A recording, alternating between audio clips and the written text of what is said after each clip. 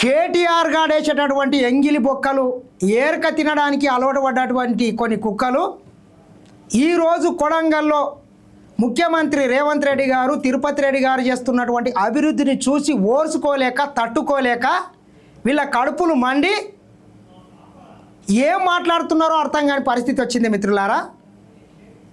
గత 2 రోజులుగా తెలంగాణ రాష్ట్ర వ్యాప్తంగా పెద్ద ఎత్తున వర్షాలు పడ్డాయి.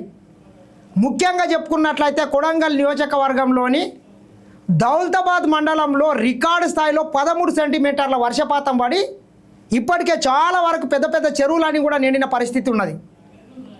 ఆ సందర్భంగా ఇటీవల వేసినటువంటి కొన్ని రోడ్లు భారీ వర్షానికి వరదలకు చిన్న చిన్న డ్యామేజ్ అయినటువంటి వాటా వాస్తవం.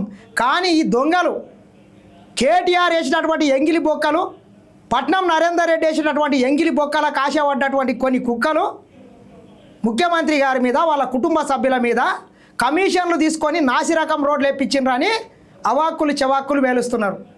అరే నువ్వు నిజంగా కోట్ల మైపాల్ ముఖ్యమంత్రి రేవంత్ రెడ్డి గారికి కానీ తిరుపతి రెడ్డి గారికి కానీ కొడంగల్లో ₹1 కమిషన్ తీసుకోవాల్సినటువంటి అవసరం లేదురా బాబు.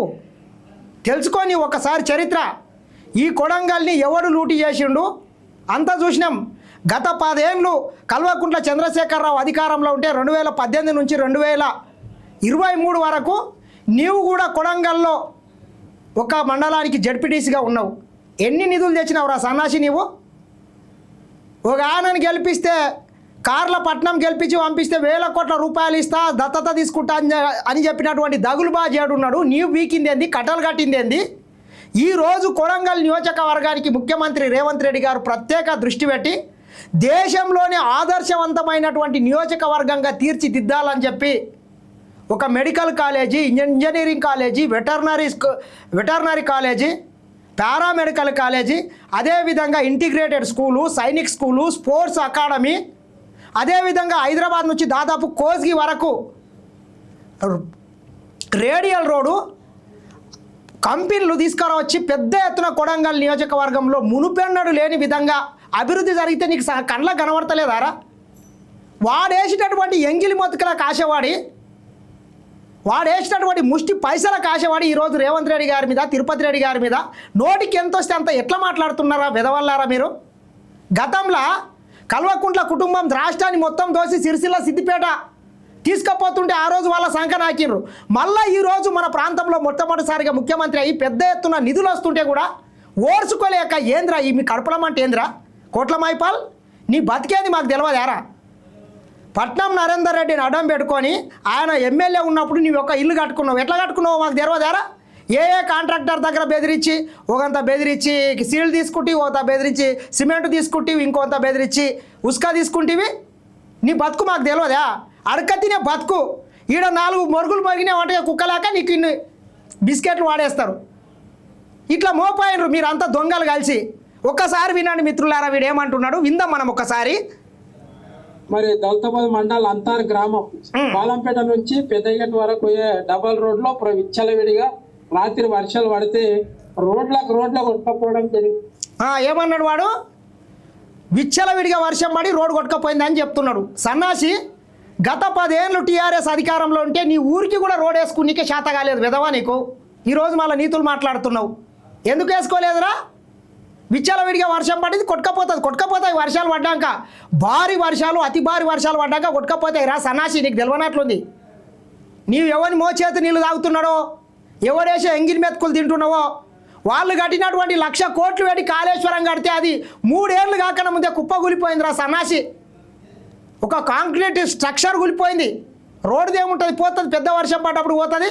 కాంట్రాక్టర్ ఉంటుంది, వానికి 5 సంవత్సరాల మెయింటెనెన్స్ ఉంటుంది, మళ్ళీ రిపేర్ చేస్తాడు. ఇంకేమంటున్నాడు వీడు వినండి. మరి ఇక్కడ ఉన్న కాంట్రాక్టర్లు కానీ ఇక్కడ ఉన్న కాంగ్రెస్ నాయకులు మరి ఏం చేస్తారో తెలుస్తలేదు.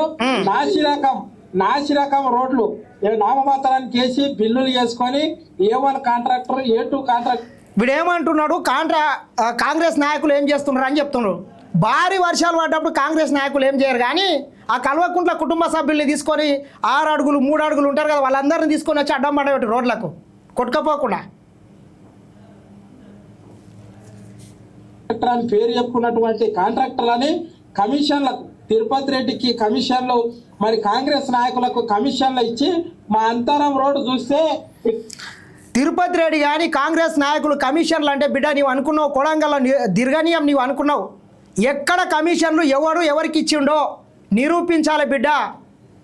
నీ దగ్గర నిరాధారమైనటువంటి ఆరోపణలు చేస్తే మాత్రం ఊరుకునే ప్రసక్తే ఉండదు. లాగుల తొండలిడుస్తాం కోట్ల మైపాలు నువ్వు గుర్తుపెట్టుకో.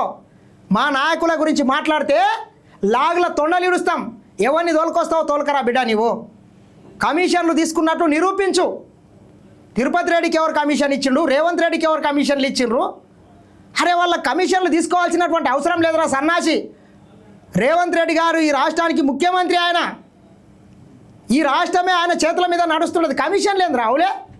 నీ బతుకు సకాలేక నీవెవంతనో కమిషన్ల కోసం కకృతి వాడి నీవెవంతనో కుక్క బిస్కెట్లు వేస్తాడని చెప్పి నీవు ఈరోజు వ్యాఖ్యలు చేస్తున్నావు.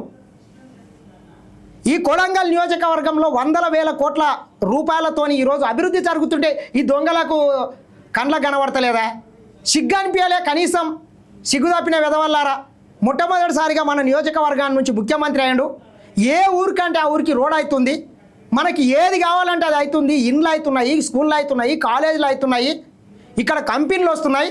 కొడంగల్కే వలస వచ్చే పరిస్థితిని ముఖ్యమంత్రి రేవంత్ రెడ్డి తీసుకొస్తుంటే ఈ దొంగలంతా మోపాయి వాడెవడో చెప్తున్నాడు అని చెప్పి ఫామ్ హౌస్ల నుంచి ఆట ఆడిపిస్తే ఈడొచ్చి బుడన్కాళ్ళలాక జోకర్ గాళ్ళలాక డ్రామాలు వేస్తున్నారా?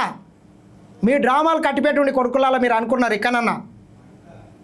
ఏం మీకే ఉంది నోరు అనుకుంటున్నారా? మీకన్నా 100 ఎక్క మాట్లాడగలుగుతాం కానీ అధికారంలో ఉన్నాం అని ఇన్ని రోజులు సహనంతో ఉన్నాము. మరొక్కసారి మా నాయకుని మీద మాట్లాడితే నాశనం అయిపోతారు, పురుగులు పడిపోతారు రా మీరు.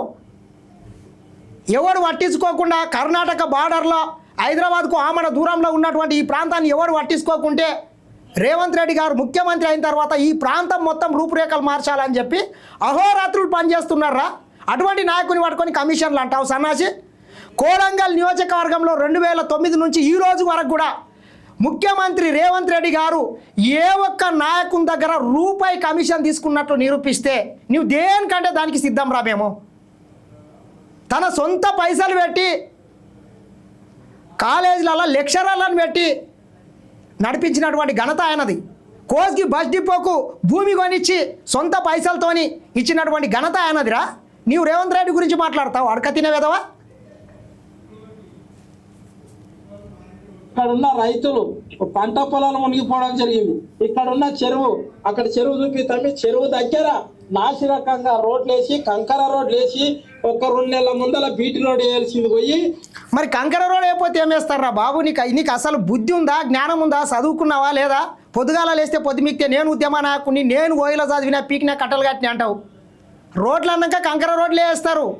భారీ వర్షాలు వచ్చినప్పుడు రోడ్లే కాదు రైల్వే ట్రాకులు పెద్ద పెద్దగా కొట్టుకపోతుంది. నీ దొరగారిని అడుగు. మిడ్ మానేర్ ప్రాజెక్టే వలిగిపోయిందిరా బాబు. మిడ్ మానేరు ప్రాజెక్టే పోయింది ఒకసారి, మళ్ళీ రిపేర్ చేసిండ్రు. భారీ వర్షాలు వచ్చినప్పుడు జరుగుతుంటాయి. దాంట్లో నాసిరకం అవన్నీ ఏమి ఉండవు.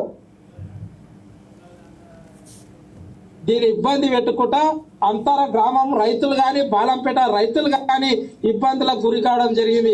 మరి సీఎం రేవంత్ రెడ్డి గారు నువ్వు ఒక్కసారి కొడంగల్ నియోజకవర్గం దౌతాబాద్ మండలం వచ్చి బాలంపేట చెరువు దగ్గర అంతరం కలవాటు ఈ కంకర చూడండి, ఒక్కసారి కంకర చూడ మొత్తం ఎక్కడికక్కడ చెరువులో కొట్టుకోవడం జరిగింది. మరి ఇక్కడ ఉన్న కాంట్రాక్టర్లకు ఒక్కటే హెచ్చరిస్తున్నా, ఇటువంటి నాశరకం రోడ్లు వేస్తే వెంటనే విజిలెన్స్ ఎంక్వైరీ పెట్టి కంపల్సరీ మేము విజిలెన్స్ ఎంక్వైరీ చేస్తామని మనం చేస్తున్నాం. ఎందుకంటే ఈ రోడ్లు ఇక్కడే కాదు అంతరమే కాదు దౌతాబాద్ మండలం మొత్తం నాశరకం రోడ్లు వేయడం జరిగింది. మరి ఎక్కడ నాసిరకం రోడ్లు లేరు విధవ.